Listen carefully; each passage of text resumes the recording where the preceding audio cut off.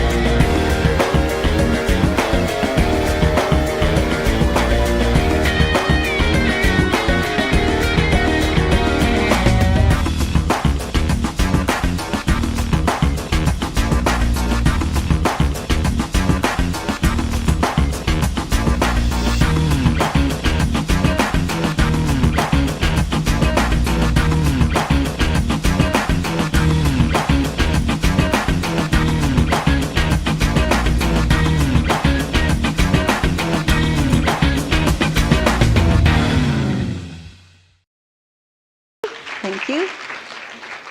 I actually intended to start my presentation that way, with a blast.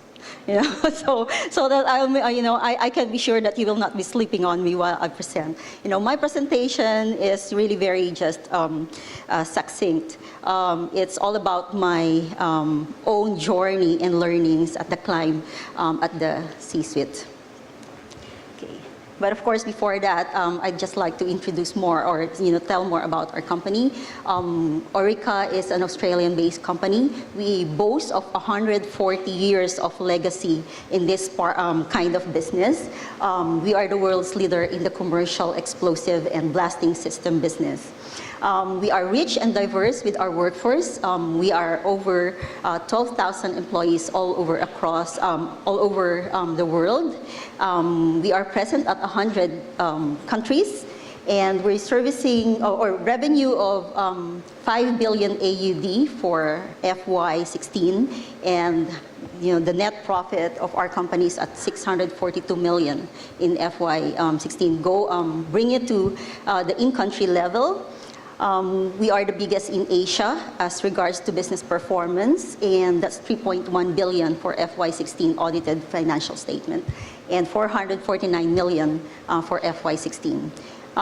But that's more, that's all about Orica. I didn't come here to actually discuss Orica, although I'll, tell you how Orica has helped me to come up with really very good HR business solutions for the business requirements. Okay.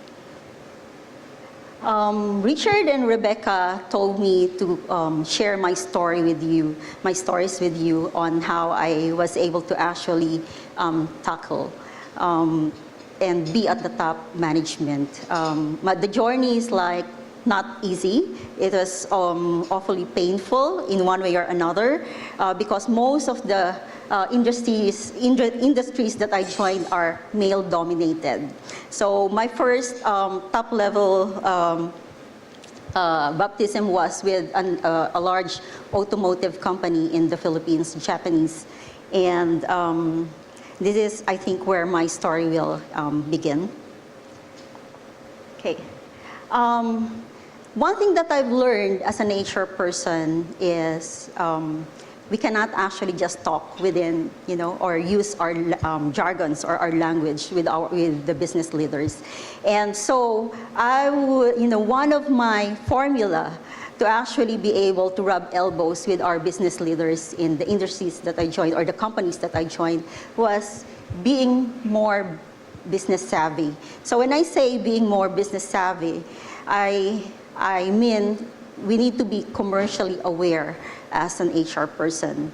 And we need to understand the business models and, of course, the business drivers of our company. When I say all of these things, I mean really understanding who are the people who makes up the organization, who are the market of our products, what are our products and services, how do we deliver them to our customers, and how do we profit from all of this? Because at the end of the day, delivering all of these things are actually, coming from the people that we have in the company. But most of the time, HR's mind or HR's idea are actually not being heard at the boardroom on how to deliver all of the strategies that we have. And I think it's because, it's our own fault that we do not actually know our business per se.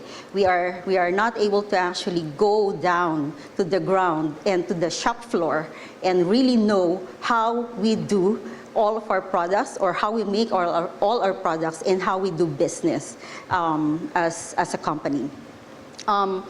I would like to share to you as I said, my baptism of fire at the top level. I'm not an HR professional by trade. I'm an accountant by trade, and so I was hired by this very big Japanese automotive company in the Philippines that supports the car manufacturers just-in-time operations. And so you can imagine how fast-paced, our manufacturing process are. And they hired me to be their finance and admin manager. Yes, that was the time. I still belong to that generation where HR was still called admin. It was not really given a lot of attention and all that, while we are managing unions at the same time. So, it was, it was actually not being heard, right? And every time there's an upcoming strike, I think that's the only time that the HR are being sent to the boardroom, to discuss things, right? And there was a turn, there was a turnaround at that particular time, because our Japanese president or CEO has a language barrier, and we have an ISO certification project that has to be done in 8 months. And being the HR and the finance person, I'm considered the left hand person of our president. And so he just appointed me to be the QMR, quality management representative for ISO. And you would know that QMR, being a QMR, actually talks about business. It actually talks about the products, the services, and how you do things inside, the company. Finance, HR, I don't really know.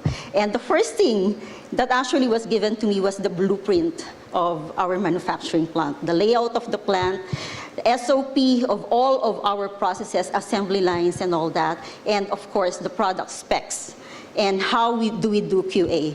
And it actually translates everything to me into business sense. I was able to understand how the business is actually doing, and for the first time, when I sat in the meeting, I felt power. No, I didn't actually power trip at the time. But knowing all of these things is like power for a finance and HR person, and more so for an HR person, because you are actually able to talk, to your business people and to your operations people eye to eye. You are actually able to, I was able to, provide business solutions, and coming from HR, on an HR perspective, to whatever requirements that we have as a business. And that was accidental for me. I discovered it accidentally, and I believe that it was something that I can always use. And as I said, it was power for me at that time, being very young manager. And that's the same thing that I still do with the rest of the companies that I joined. I made sure that I know the business, I know the model of the business, I know what makes the business tick, what we sell, what are the services that we provide, and even down to the specs of the services and products that we, that we serve. If you can see here, I spent my first 6 months in the mining sites, the quarry sites, and as well as the manufacturing sites of Orica, just for me to really understand how the business people and the business leaders that we have talk. Okay? And so this is, I hope, that, with this sharing, I'm able to provide you some insight. The next lesson or learning that I got from my journey is I need to know and learn a second language. No, not Japanese, not French, or what have you, but it's actually the business language. Our business leaders talks hard business facts. And we need to be out there. We need to use our radar. We need to use our network. We need to be up there, just out there to know the trends of what is going on, not only in our functions, but also in the industry that we belong. Talk numbers. What is it? I think I'm just one of those who are blessed to be financially, knowledgeable. But I really believe that it's not difficult for HR people to cross over and learn, and understand the financial statements. What is the impact of big inventory in, inventory amount in our financial statements? What is the impact of overdue collectibles that we have from our accounts receivable? What is the impact of the supplier's payment terms to our trade working capital? So all of this, I think, for us to be able to actually, support the business and go out there and, provide HR solutions, whether it's employee engagement, training and development, all of this actually has to be aligned, to what we can afford as a business. Gaining impact through data, analytics, and trends, we actually do not have to be, to have a very superb ERP for us to generate data and analytics that we will need, for our own HR initiatives. If you can see here, I have here a simple demographics of our Limay manufacturing. Very nice, 1% attrition rate. So the male, the age distribution and the gender distribution, the male-female, if we have an inclusion and diversity initiative, you would actually see that we have a problem with diversity with regards to, our gender diversity. So this is something that we have to work on. And if you would see the age distribution, you would also see that some people are aging, and so we could actually look at how we do the benefits, the benefits and compensation part of our HR solutions. Okay. This is the engagement survey results of Orica Philippines in 2015. We do engagement survey results, or engagement surveys every 2 years. And this is just, a bulletin of the results of that. And if you would see here, you could see the top 5 and the lowest 5 of the result. And from here, we could actually identify priorities of what are the projects that we need to improve in our enterprise. So it should not be rocket science, So it shouldn't be very scientific. You can actually make use of your, of your very simple demographics, whatever you have as a trend or whatever you have as a study, in your company, you can make use of it. Okay. The next lesson that I actually learned is start the conversation from left to right. What I mean with that is, as an HR professional, we know that the spectrum of HR is very vast. You can actually move ahead and think about initiatives with the training and development, compensation and benefits, rewards and recognition, what have you. We have a lot of things to actually do in the organization. But one of my early HR boo-boos is actually, going ahead and bringing my team and planning for the HR initiatives of what I feel or what I think the company would need at a particular time. But oftentimes, I'll be having a hard or a difficult times justifying and telling how this is going to help the business. All of this are well planned and how well planned, well thought of. But if all of those initiatives doesn't actually answer what the business issue is or what the business requirements are, I don't think that it's going to be at the table for a budget, And we also need, when I say start from left, of course, there's always a middle at of that paper. We need to identify the gap after that.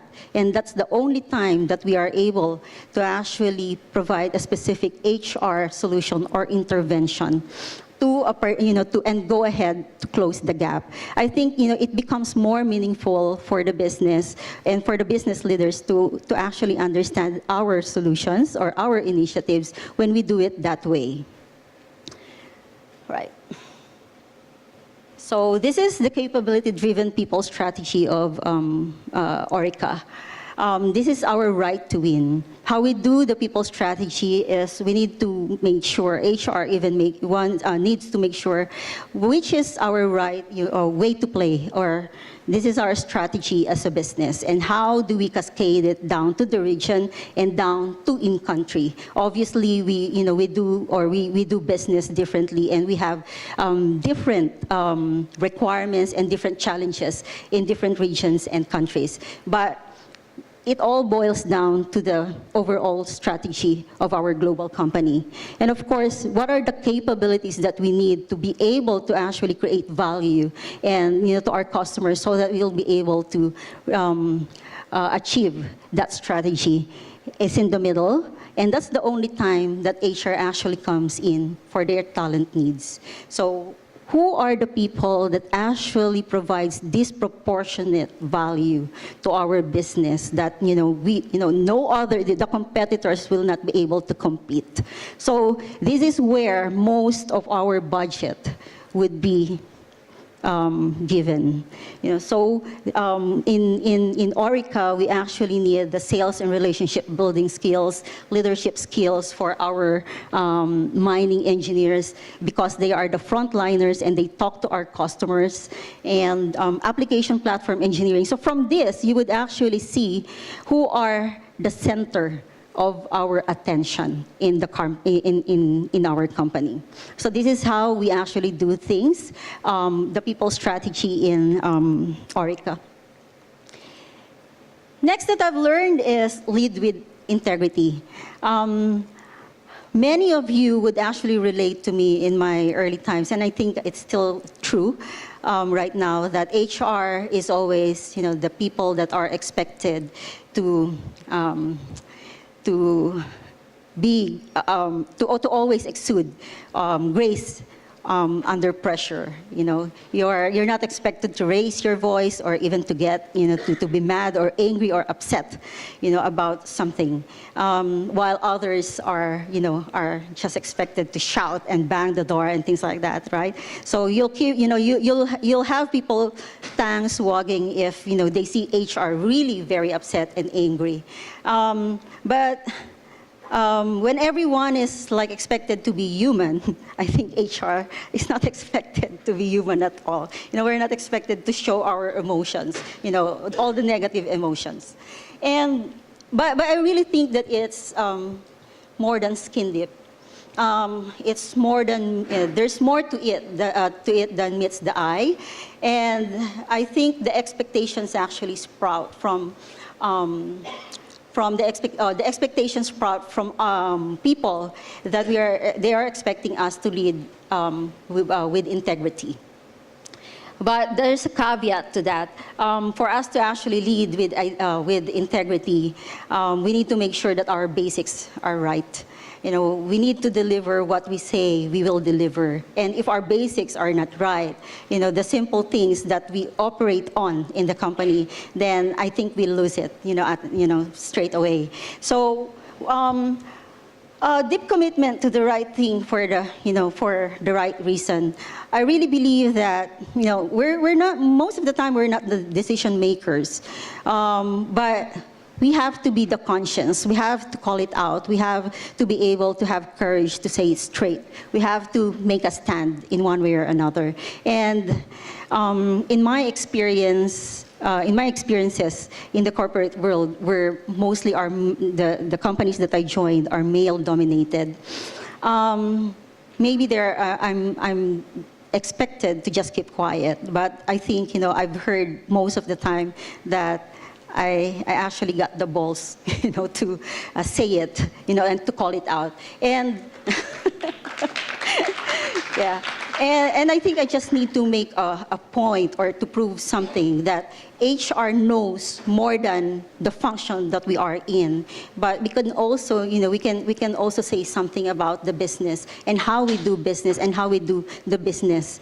And because at the end of the day, all of these things that, that our business leader decides on will affect the people that, that we really take care of. Okay. And lastly, this is something really very personal for me. No matter how, no matter what, what vast knowledge you bring in, no matter how courageous you are, well, for me, this is something that actually makes up everything, or close the gap. I say a little prayer, every day. There's no easy way in life. In life, and it was not easy for me to actually penetrate at the top level. Looking back and looking now with the industry or the companies that I've joined. My first international exposure was in Dubai. 6 nationalities, 8 male. 8 males in the top level, and I'm the only female management team member. It wasn't easy, for me. And I work with a lot of Westerners who actually are fond of saying the French word. And in one way or another, it actually scandalized me, hearing the F word, the French word most of the time. But being able to survive Dubai with the male-dominated top-level management made me really think that going in there is not easy, but staying there is, it becomes harder. And knowledge, courage, whatever it is that you can offer, I always believe that there's something divine there, that could actually close the gap. So with that, I end my story. And I hope, wherever you are in your current journey at the corporate ladder right now, I'm able to inspire you in one way or another. And I was able to, I hope that I was able to give you insight as well on how to, be one of the valuable member at the C-suite. Thank you.